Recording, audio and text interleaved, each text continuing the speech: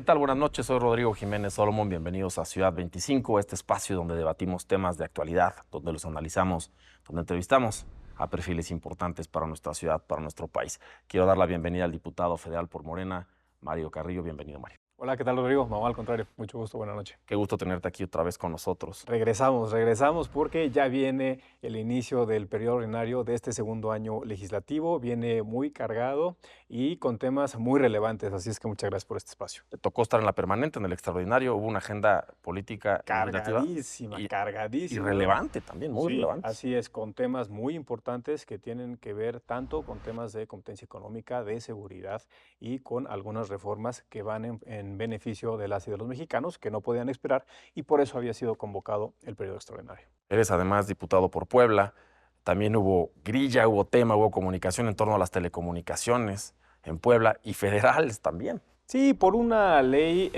digamos, una modificación del Código Penal en el Estado de Puebla, donde se estaba diciendo que se iban a censurar a la opinión pública. Eso era totalmente falso, era simplemente para regular lo que tiene que ver con el ciberasedio, porque en el Código Penal en Puebla hay definido lo que tiene que ver con ciberacoso, pero está enmarcado dentro de un título, dentro de un capítulo que tiene que ver con temas sexuales. Entonces, el ciberasedio era pertinente en el Código Penal del Estado de Puebla para todas estas redes, cuentas inexistentes o de bots que están atacando a la ciudadanía, a los usuarios, no tanto al tema de los servidores públicos, porque si estamos como servidores públicos, estamos, digamos, abiertos y sometidos a este escrutinio público, pero para el general de los usuarios que no fueran molestados por la persistencia de estos ataques en lo que en las redes sociales se conoce como el hate.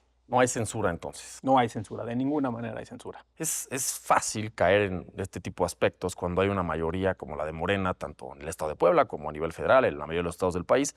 Las mayorías de pronto ignoran a las minorías. Dicen, bueno, así lo pienso yo, esto es lo que se necesita.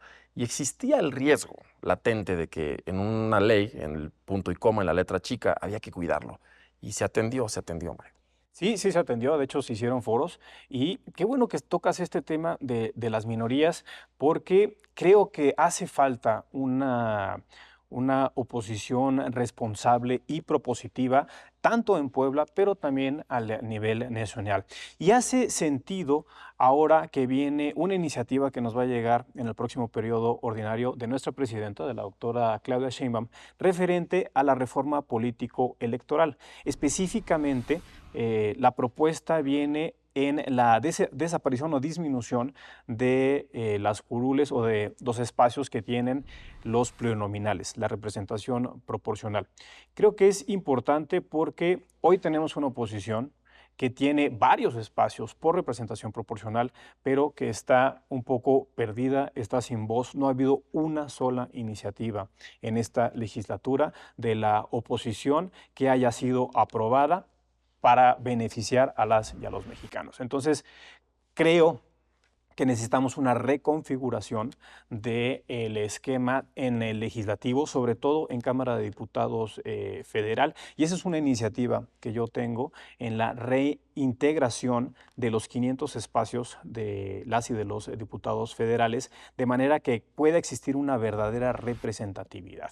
Yo propongo mantener los 300 espacios de mayoría relativa, pero también propongo que exista una primera minoría, que la tercera parte de estos 300 espacios, 100 espacios, sean de las y de los candidatos que mayor votos hayan obtenido y otros 100 espacios para la representación proporcional, pero que no lo decidan exclusivamente los partidos políticos o las cúpulas de las dirigencias partidistas, que se le abra el espacio a la sociedad civil, a las organizaciones no gubernamentales, a todo el activismo que hoy existe en nuestro país, porque necesitamos esa pluralidad en las discusiones del Poder Legislativo. A ver, ahorita regresamos a telecomunicaciones, vamos a hablar de la reforma electoral. Ya estamos a prácticamente 30 días. El 1 de septiembre llega la iniciativa preferente de la Presidenta de la República, una reforma electoral que se planteó desde su campaña, viene fuerte, va a tocar fondos importantes, el Instituto Nacional Electoral, la reducción del presupuesto a los partidos políticos.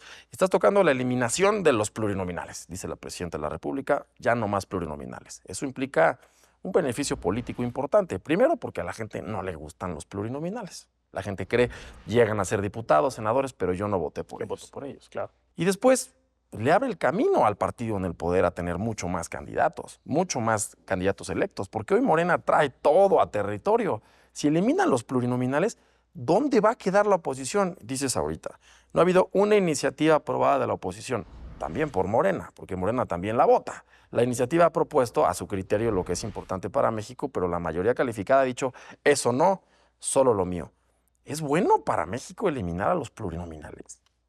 Yo considero que no es bueno y por eso esta propuesta de una reconfiguración de esos 200 espacios que actualmente hoy están por una representación proporcional.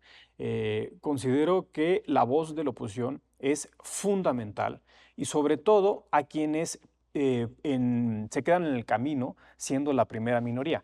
Los 100 candidatos o candidatas por los que más votaron en una campaña electoral, traen una representatividad, traen votos, traen unas propuestas que las y los mexicanos votaron para que llegaran a Cámara de Diputados. Entonces, creo que estos 100 espacios tienen, digamos que, mucho más legitimidad de llegar que a los que ponen en las listas los dirigentes partidistas. Por eso creo que es fundamental no cortar la voz de la oposición, pero sí mejorarla.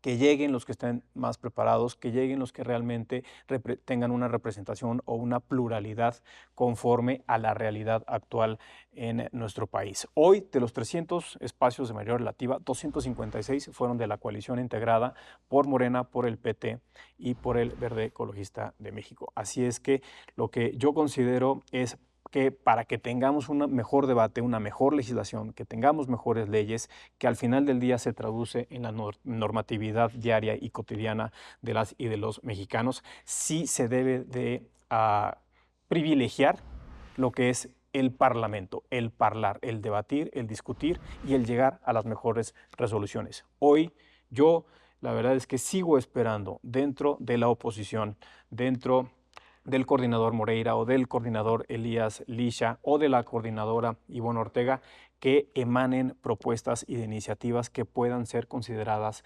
para discutir en este periodo, pero ojo, pero que sean en beneficio de las y de los mexicanos y no solamente a sus grupos populares. Acusa a la oposición, esa oposición que tú calificas como chica, que no está muy metida en las propuestas importantes, acusa que no hay espacio para debatir, que no hay espacio para ser escuchados, que esa apabullante mayoría calificada de Morena no los deja ni pasar. No, eso es totalmente falso. Yo creo que es un tema, digamos, de retórica mediática. Voy a poner el ejemplo. A ver, en la legislatura pasada, previo a entrar a la nueva legislatura, se armaron unos foros de discusión de Parlamento abierto respecto a los cambios que necesitaba la iniciativa de la reforma al Poder Judicial, por ejemplo. Y en ese periodo, que estábamos en periodo de receso legislativo, los anteriores integrantes de la oposición enmarcaron muy bien cuáles eran los riesgos que se tenían en esa iniciativa original. Se hicieron las modificaciones, más de 100 cambios se hicieron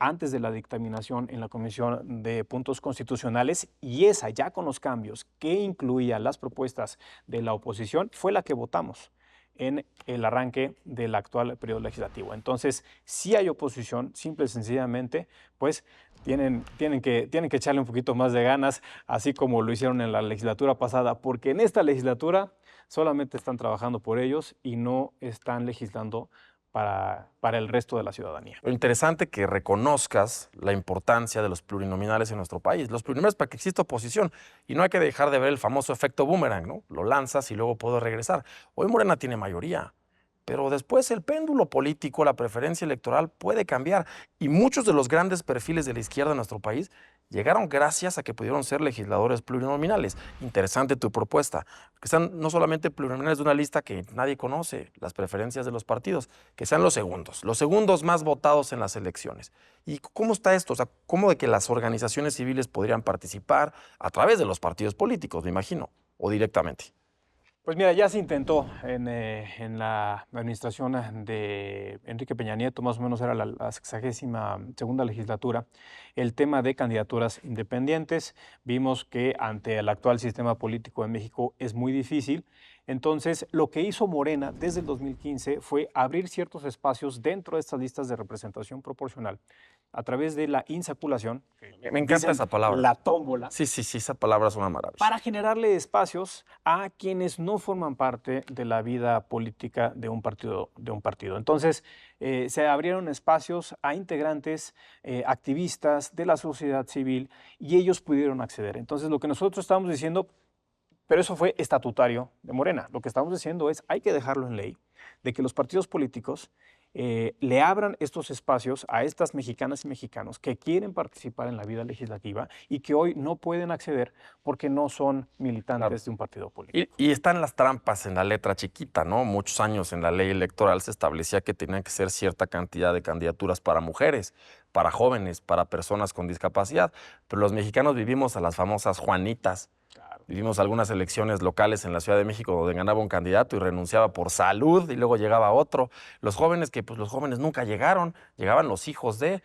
Eso implicaría una reforma profunda y aprovechar este momento, además de tocar al INE, además de quitarle recursos a los partidos políticos, además de pegar a los plurinominales, un debate formal y serio que realmente abra las puertas, también de Morena. Así es, una revisión con lupa a todo lo que hoy en día están proponiendo los partidos políticos que tienen actualmente el registro ante el INE. Por eso es que buscamos también